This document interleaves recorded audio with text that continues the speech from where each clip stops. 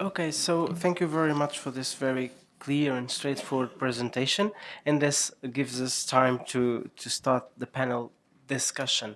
I haven't previously mentioned it, but among us, among us, we have comp members also. So, and at this point of the panel discussion, if the comp members wish to participate also and directly answer their they were gladly invited to.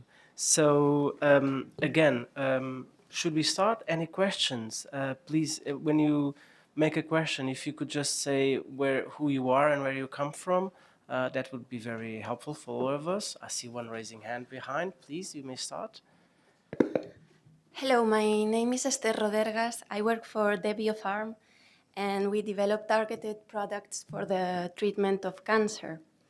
So I'd like to ask a question to the panel on the limitations in the use of biomarkers when defining a valid subset for orphan designation. So regarding this requirement of exclusion of effects in a wider population, I'd like to know what is the level of information that the agencies are expecting to see at time of designation. Thank you. Thank you very much for an very interesting question. Who would like to start? Should we follow the order we have? Hero part, Dr. Stina Aro? So hello. In Europe, we have actually recently published a paper. It's a scientific paper prepared by some of the comp members and the EMA staff on the way the comp looks at the biomarkers and the possibility of restricting your orphan designation in according to that. I think in the past we have some examples where the indication has been accepted based on the biomarker, but I think as the science has evolved and according to the current practices, and I think my personal view is that it's in many cases quite difficult to actually show that the product only works in that subset, because it really comes to the pharmacology of the product and how specific your product is, and in real life not very many products are that specific. So that is I think what I can say at this stage. I guess I'm next. I'll ask my colleagues to help. I don't see every designation that comes in, and biomarkers are not yet certainly a common reason for granting designations. Since we require, well, clinical information in either animal studies, unless the information about the biomarker at the point of designation was very indicative of either of those, that there was some kind of suggestion that there might be clinical effect. I really think at this point, I would have to say, again, I'll ask my colleagues if they disagree, I would have to say at this point, biomarkers are not a common basis for making designations. But I'll ask if anyone else has any other ideas. I'm John Milto. I work with Jim. What we want for designation is some data to suggest that the drug or biologic would be limited to that population. That's for designation. Your biomarker data is going to be more important to the review divisions for marketing.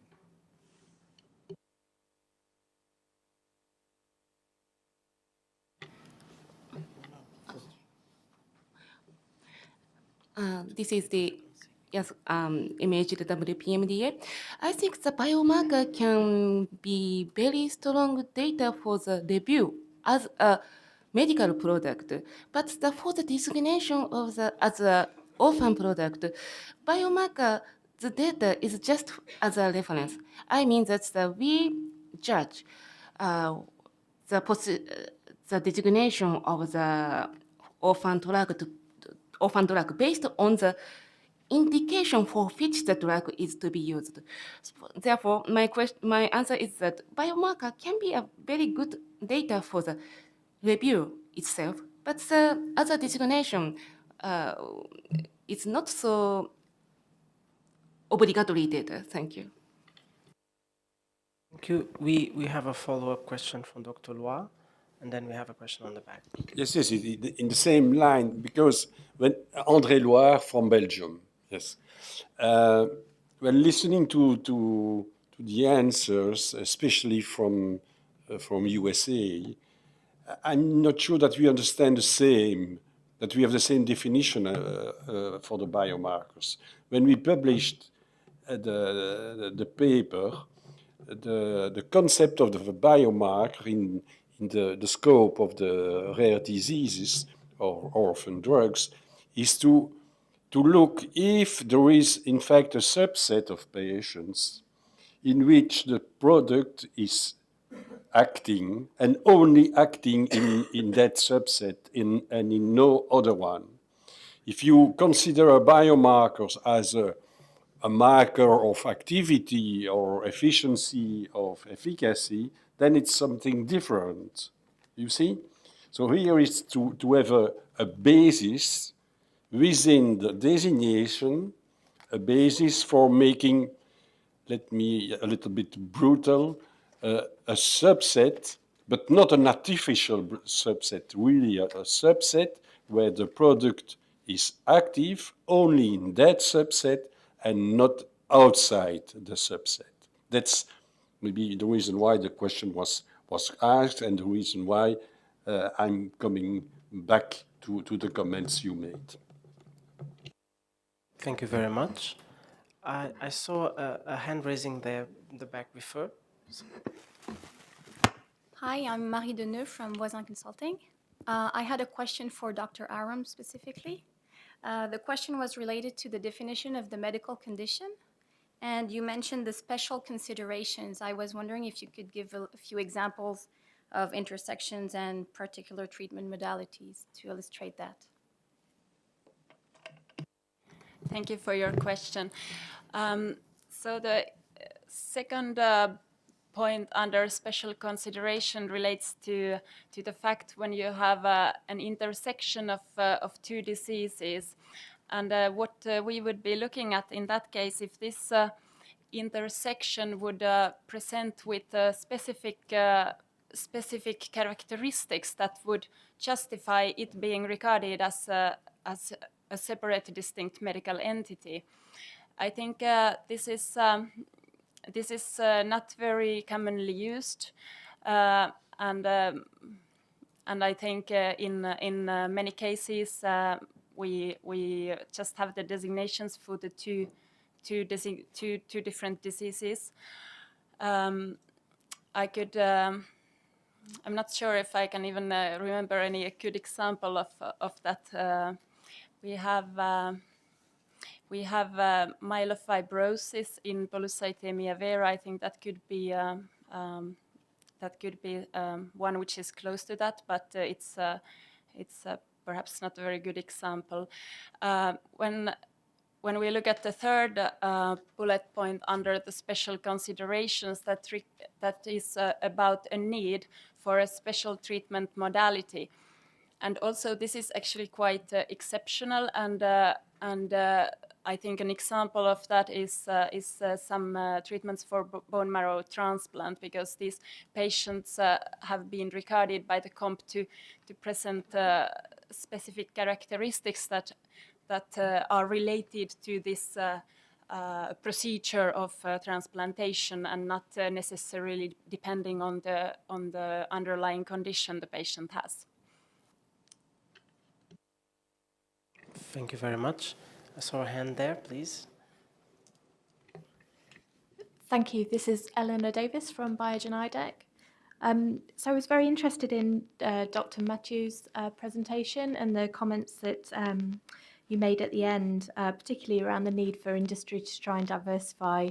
And I've made my assumptions that maybe what the allusion was to was the fact that if companies are developing orphan products in a very busy crowded marketplace, there could be concerns about issues to do with significant benefit and clinical superiority that may block a second entrant to the market coming forward. So I just wondered if Dr. Matthew had any view that she could potentially share with us, either personally on behalf of the Commission, about whether there may be any changes in the legislation that may seek to address that potential issue. Thank you for your question. Agnes? Yes, thank you for your remark. For the moment, we do not intend to change the regulation on Orphan. I think that industry needs a stable regulatory framework, and this is the situation right now. For the moment, as I said, we are currently reviewing the guideline with the application form. In the coming weeks, you will see the changes. But my point was really to the fact that we see for certain conditions where there are a lot of designation, and we don't need 50 treatment for one condition. We need treatment for more disease, for more rare disease. So really, I think you will see the figures later, but there are only 2% of rare disease for which there are treatment. All the rest, there are no treatment. So indeed, it's important to diversify the portfolio of product and to have research in other fields of rare disease. And also, as I said, be prepared if you work on a field where there are plenty of product in development, that you will have to show evidence and data to support that your product has a significant benefit against other treatments. Thank you very much. I have a question there in the back, and then yours. Yeah, thank you. Regina Seidel, Bayer Pharma AG. So there is the possibility that a sponsor may submit in parallel to FDA as well as to EMA for the designation. First of all, I would like to know how often this already happened. And second, what is the kind of interaction of the COMP and the OOPD, and how is this going to simplify or accelerate the procedure then? Who would like to take the answer? Thank you for the question. Who would like to start? Dr. Maris?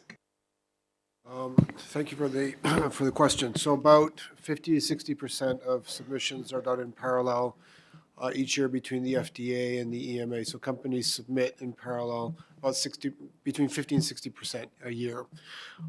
There are no interactions formally between the COMP and the FDA with regards to designations. They're completely parallel and separate evaluations.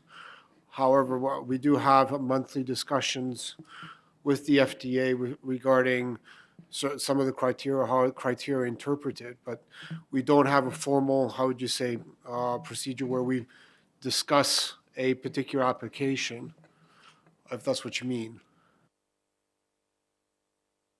I have a follow-up comment from Dr. Lingares and then a question. Thank you. It's Jordi Linares, Head of Product Development Scientific Support here at the agency. I would like to complement Agnès Mathieu reply on the development and research on rare diseases in those areas where there's a high need, because I think it would be really, we would like to encourage companies to look at that. And there are a number of services that we offer at the agency, like qualification of biomarkers or modeling and simulation advice, etc., that would support that area of research, because what we have seen in the last year, obviously, is quite a deep increase or a steep increase in number of applications, but we see that there are many applications that really are not duplicates, obviously, but they're in the same field. And we know that there's a huge need for development of new endpoints, new ways to study rare diseases, and that is something that we really like to encourage the industry to do. Thank you. Thank you very much. Yeah, my name is Fred Marine, GMP Orphan. Thanks a lot for organizing this joint meeting. I have two questions. One is a very silly question. To Dr. Inokuma, why is it so difficult for an SME to apply for an orphan designation in Japan? One of the reasons being that everything is in Japanese, and Japan is a great country for innovation in healthcare, and it's really it's a little bit it makes things extremely difficult for an SME to have a contact there. The other question is also relates to your presentation. The last slide from you relates to the cancellation of designation, notification of discontinuation. Why? I mean, what is the difference? I would say, why are there so many designations which will never become marketing authorization in Europe and in the US? And why does it seem more, the ratio would be better in Japan? Let me answer from your from your second question first. I think the reason why the ratio of success in terms of the final product as a orphan product, I mean, is that when we have a consultation prior to the submission as an orphan designation, we tell the companies that you need this data or you need this data or something like that. So I think the applicant in Japan really tried to have much strong data to show the feasibility of development.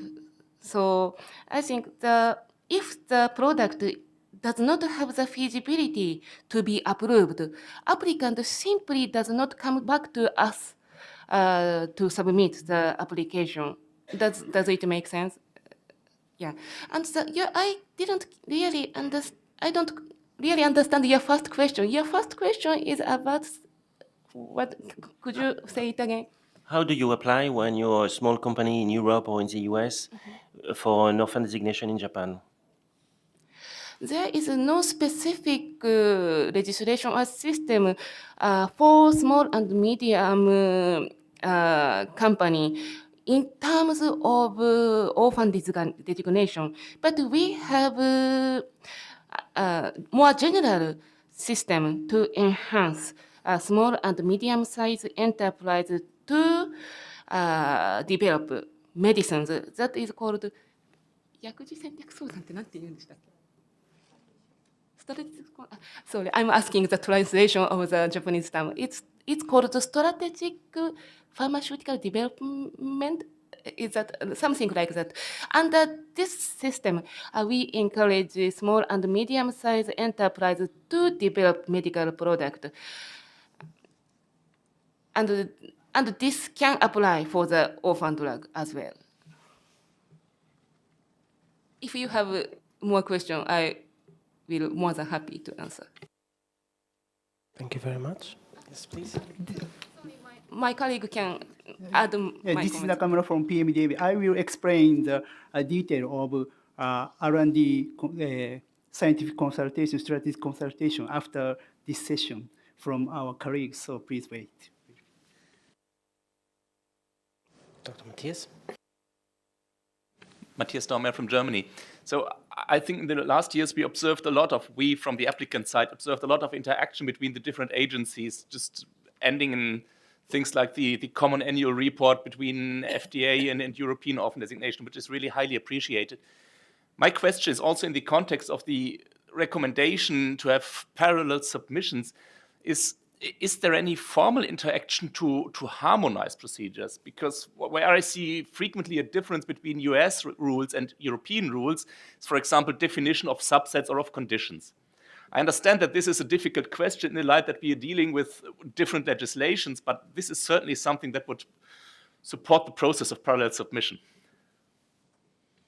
Thank you for your question. Who would like to grab the question and start with the answer? I guess I don't speak for the FDA per se.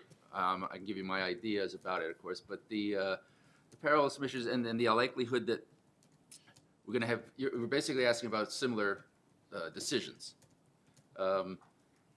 We have obviously different laws, different regulations that we can't change.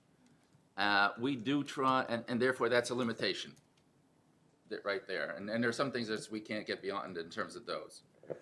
Even for, the applications, as you saw this morning, are different. The requirements of what will be even possible for designation in Europe and the United States are different. Certainly our prevalences can be different, our decisions, and these are things I think we can say that at this point, we do try to discuss, not particular cases perhaps, but diseases that have come up with different decisions in these monthly meetings we were talking about. We have these monthly meetings, they're set up, they happen every month, it's not like once in a while. And we do discuss some diseases on which we made different decisions.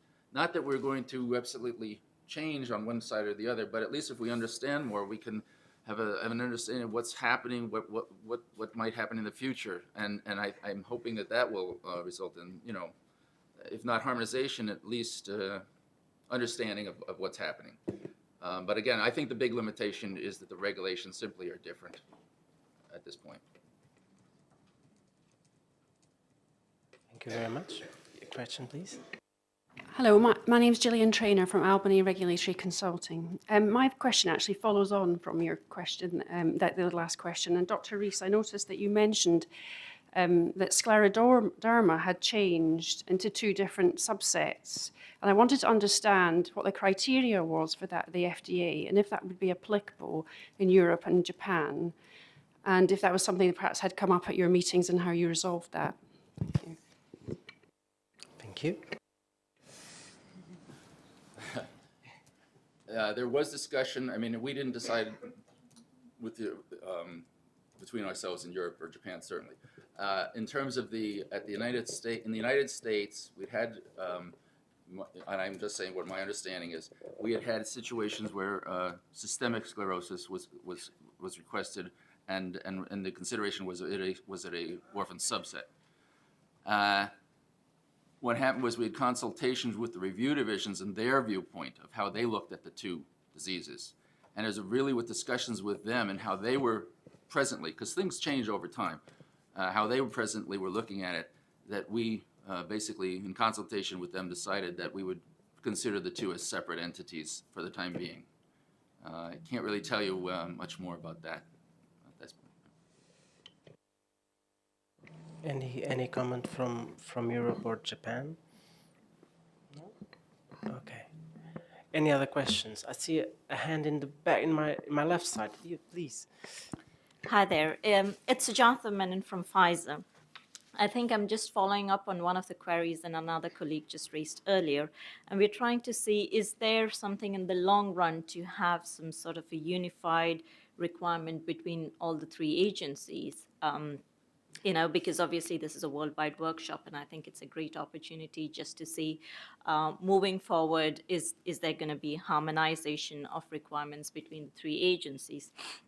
I think, giving an example, I think in Europe and Japan, if a drug is already approved for treating rare condition, a new drug would not qualify, whereas in US you potentially can't. So there are a bit of differences between the 3 agencies. So what's the agency's views? Thank you. Thank you very much. Who would like to start? Dr. Aru? So, well, as already mentioned, so I think in order to harmonize all the different regions, that would require opening the legislations in all the different parts of the world. So I think that would be quite a big change. And as Agnes explained, at this point of time in Europe, at least, there is no such intentions. But what we are doing and trying to do our best is to work within the existing regulations and legislations, and work together as much as possible to make it at least practically so easy as it can be for you to develop products for orphan diseases. Thank you very much. Would anyone from the FDA would like to say something, or Japan? Dr. Well, I Maris? just reiterate sorry. that the limitations are really the legislation. We can't change things. In other words, I mean, just the simple thing of the prevalence. The prevalence in the United States is less than 200,000. It's been that way since 1983. In Europe, it's 5 and 10,000, and it's a ratio. Right there, you have a difference in the legislation.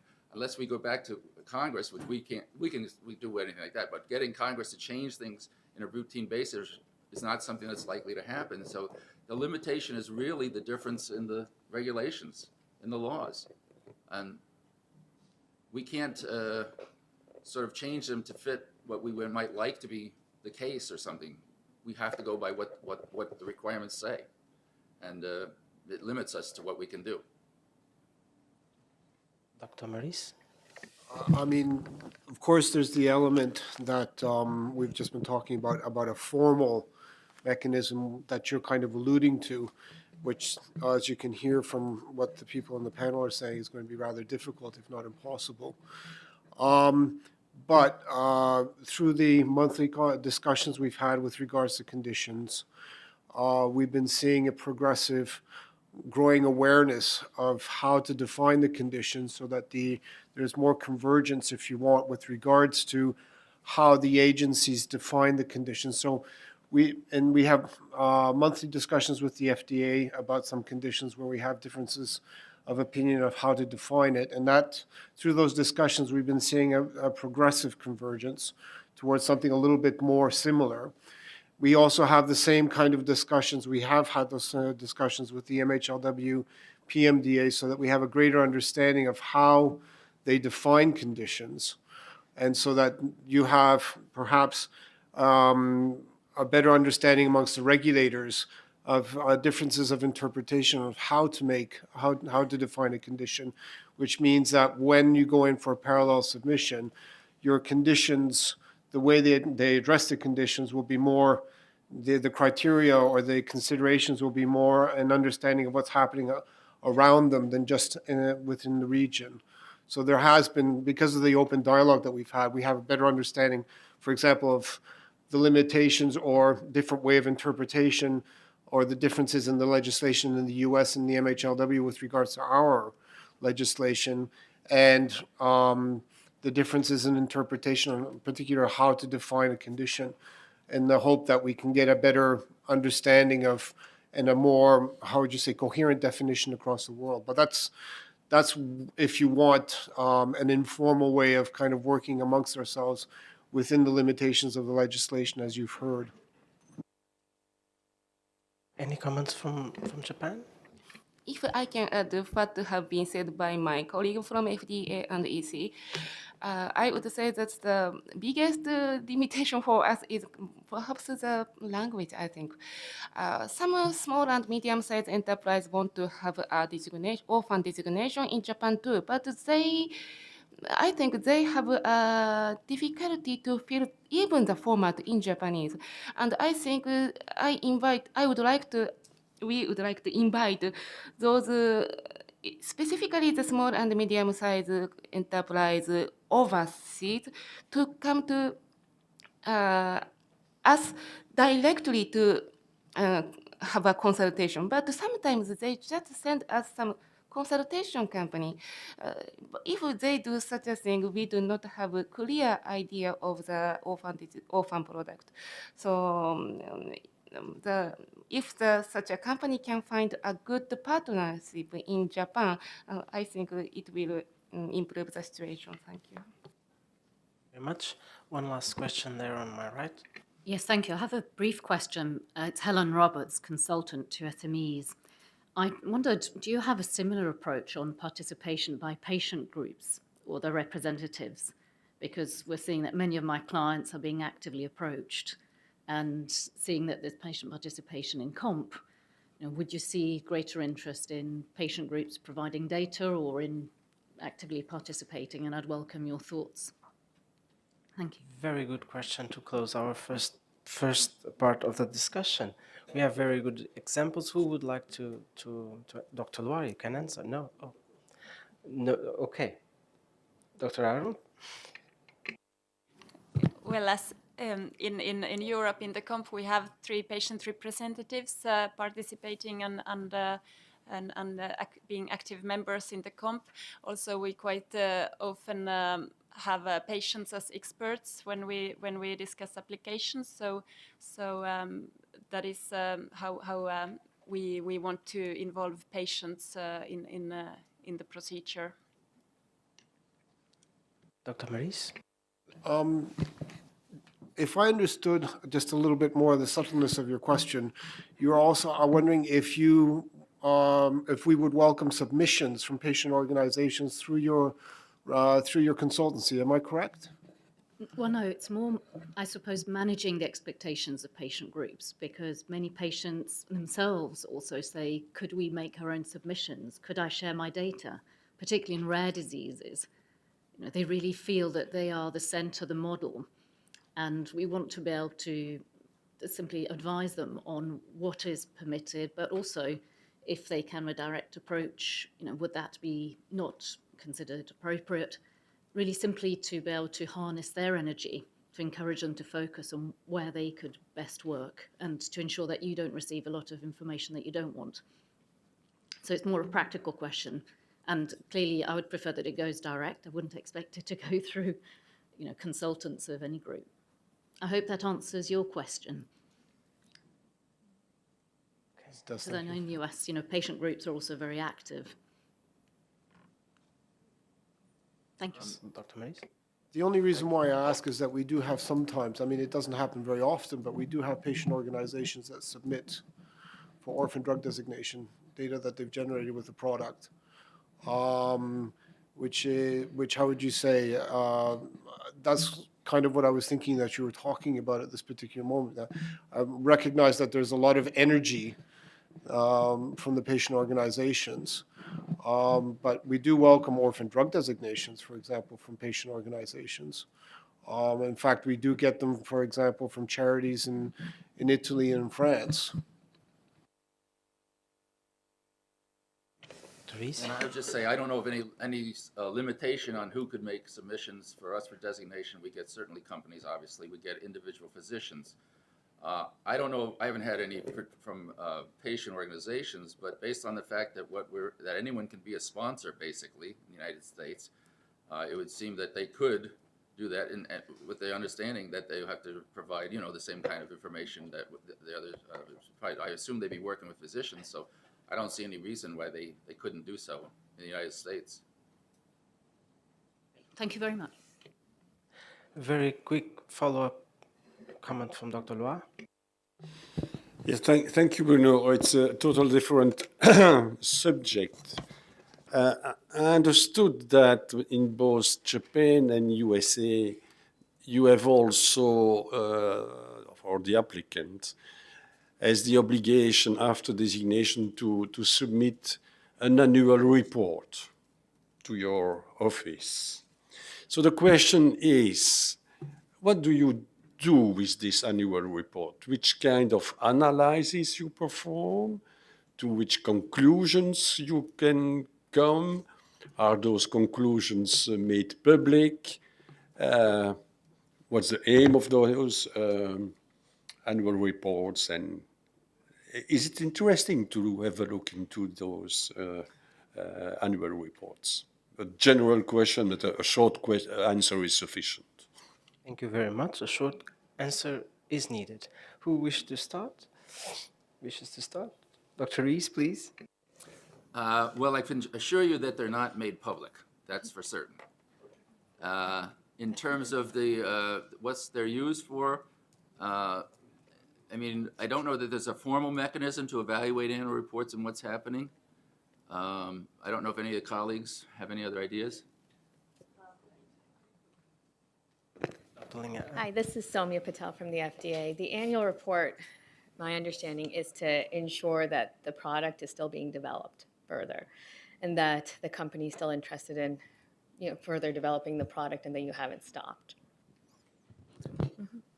Thank you. This is MLHW.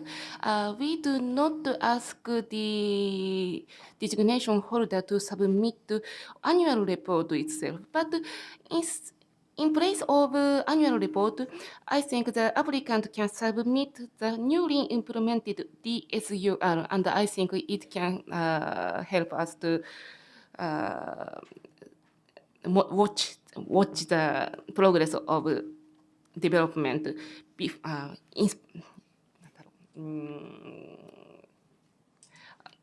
in place of the annual report.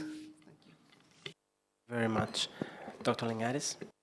Jordi Linares. I'd like to comment on what Andres said, because I think we have to, again, here manage expectations about the annual reports, because we don't do much at the agency either with the annual reports, apart from knowing that the annual reports are there.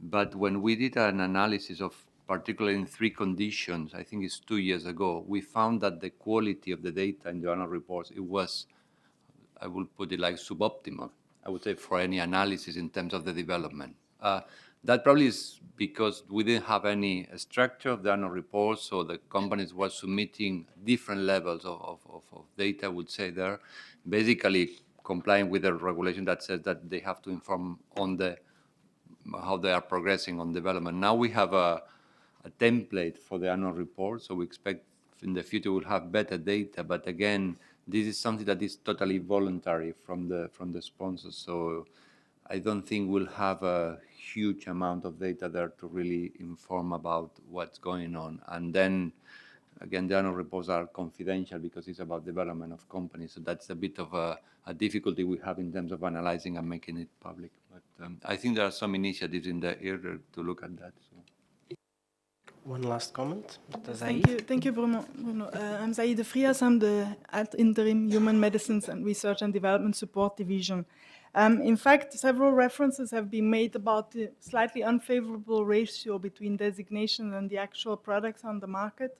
I think also several questions have been raised as to whether we can approach or converge the legislation, and I think it was clear, mentioned by the 3 regions, that this is not an opportunity. So I was wondering if we should not focus rather on identifying better why actually the developments failed, and to try to exchange better information as to why the companies didn't make it into a submission.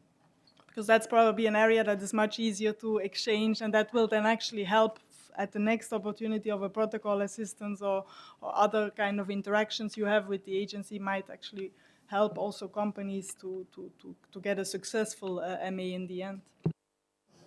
Absolutely, absolutely agree. And in fact, we have definitely identified differences, and there are those differences we can try to overcome, but there are differences that we have just realized that will not be easy to overcome, and those are mainly related to the regulation. So perhaps we should see what is it's failing from, or where is any failure can be identified from other parts of the procedure to go forward. And that's a very good topic for 2 parts. For the coffee break, if you wish to engage in a healthy discussion while relaxing a little bit, and also for the next panel, because we will have time to readdress all these questions because they are all connected, as you can see.